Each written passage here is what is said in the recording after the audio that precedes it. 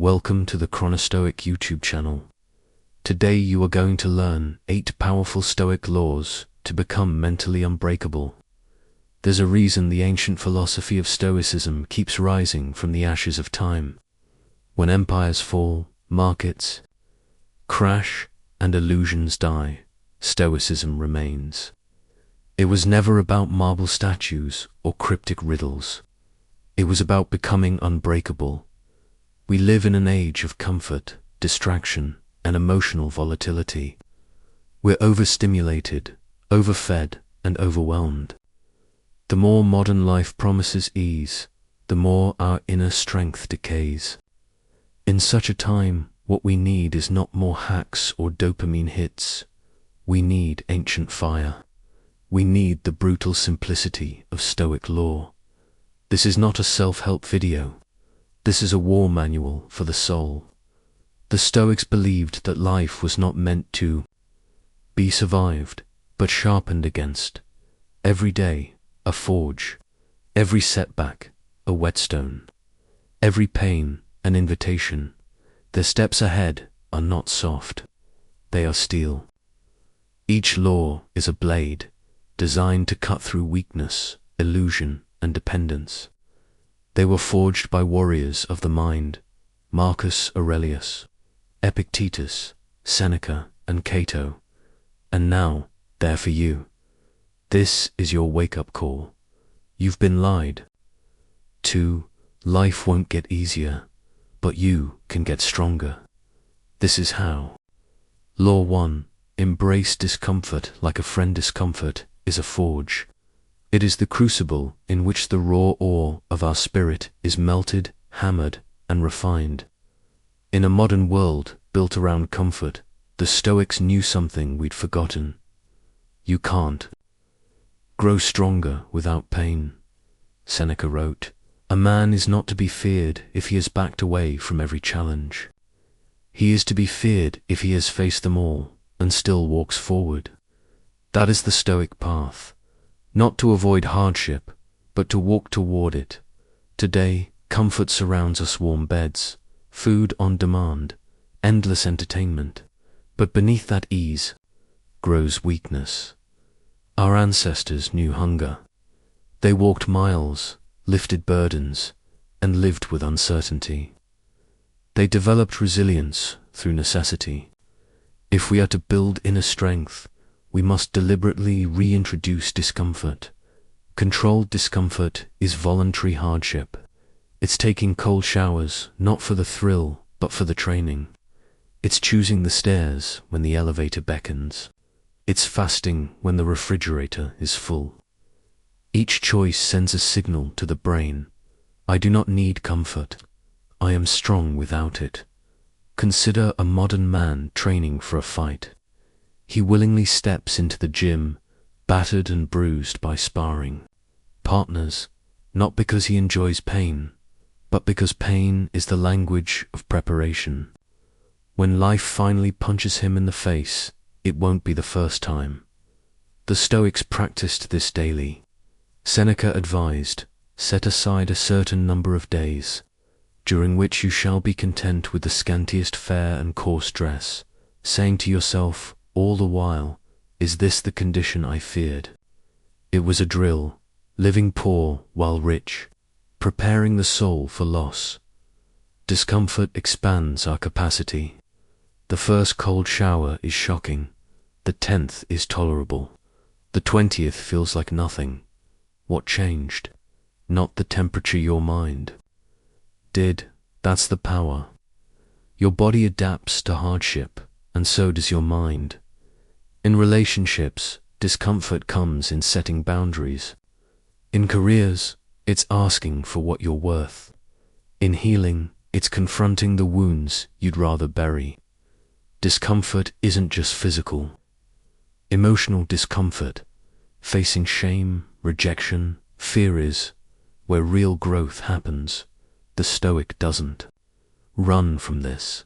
He invites it, because he knows beyond discomfort is freedom.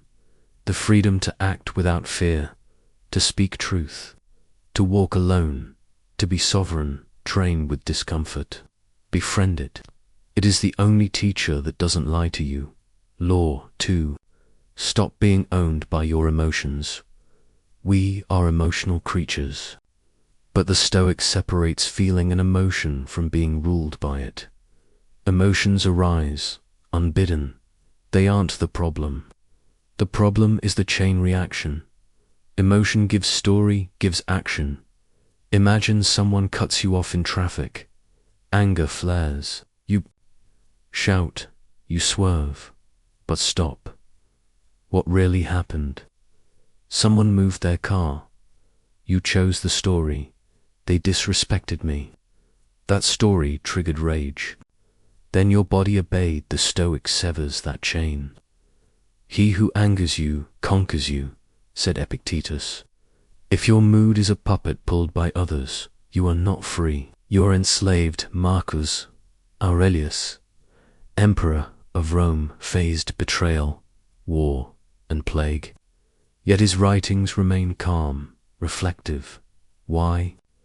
Because he journaled daily to remind himself, you have power over your mind, not outside events. Realize this, and you will find strength. Mastery of emotion doesn't mean suppression. It means observation. When sadness appears, greet it like a guest. Ask, why are you here? Don't deny it, study it. Name it, witness it. Only then can you choose how to respond. Emotions want to rule the moment.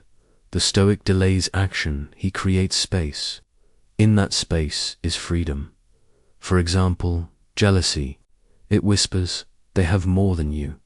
You're not enough. If you react, sabotage, sulk you, strengthen its grip. But if you pause, trace the root insecurity, ego you, disarm it. You regain control. This is emotional alchemy, turning rage into clarity, fear into courage, grief into wisdom. Not by force, but by understanding. And what if you fail? You will. Anger will sometimes win. So what? Begin again. That's the Stoic discipline, not perfection, but progress. Practice. Next time you're triggered, take one breath. Say, this is just a sensation. I don't have to obey it. That one pause is your first step to mastery. Law 3. Stop expecting fairness. Life isn't fair. It was never supposed to be. The Stoics didn't hope for fairness. They prepared for injustice. Cato the Younger, a Roman senator, lived with fierce integrity. He opposed Caesar's rise to dictatorship. He was slandered, outvoted, betrayed, yet he never compromised. Why? Because for Cato, doing what was right mattered more than being treated fairly. To expect fairness is to live in constant outrage. It is to believe that life owes you something, that the world will reward your goodness, but goodness is its own reward. Virtue does not require applause. Seneca said, sometimes even to live is an act of courage. When everything goes wrong and you still stand tall, that is Stoicism. When you're passed over for the job, lied to by a lover, abandoned by friends, and you refuse to be bitter, that is strength. Fairness is subjective. What's unfair to one is justice to another. The Stoic detaches from this illusion. He plays his role well, knowing the script may not favor him. Viktor Frankl, survivor of Auschwitz, found meaning in suffering. He wrote, everything can be taken from a man but one thing. The last of human freedoms to choose one's attitude in any given set of circumstances. Choose how you suffer. Choose how you respond. That is freedom. Law 4. Focus on what you can. Control. There is only one true power. The ability to control your own mind. Everything else is uncertain. Epictetus, born a slave, became a Stoic master. He taught that we must divide life into two domains, what we can control and what we cannot. This is the Stoic dichotomy. Can you control the weather? No, the economy. No, what others say, feel, or believe.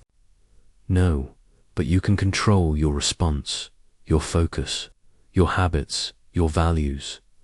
Modern life bombards us with the uncontrollable, news cycles, social media, other people's opinions. To focus on these is to waste life. The Stoic draws a tight circle. Within that circle is his mind, his choices. He stays there. Practice this. When something bothers you, ask, is this within my control? If yes, act. If no, let go. This practice brings peace. It also brings power. When others rage at injustice, the Stoic acts calmly, effectively. When others despair, the Stoic moves. Don't shrink from life, but don't scatter your soul across things you can't influence. Gather it, focus it. That's how mountains are moved. Law 5. Practice voluntary hardship to build mental toughness. You must suffer on purpose. Seneca practiced poverty while wealthy. He wore rough clothes, ate stale bread, and slept on the floor. Why? To teach his mind, this is survivable. I can endure it. Voluntary hardship is not masochism, it is discipline. It's turning life into training, because one day the hardship won't be voluntary. Illness, loss, betrayal, they arrive uninvited. If you've trained for them, they won't break you. The Stoic practices fasting not for health, but for control. He endures boredom not for fun, but for patience. He says no to pleasure, not to punish himself, but to strengthen choice. Today's world trains you to seek ease. Everything is optimized for comfort, but ease makes you soft. So you must go the other way. Wake up early, lift heavy, delay gratification, embrace solitude, speak truth even when it costs you. Discomfort is a forge. Voluntary hardship is how you walk into it willingly. Hammer in hand.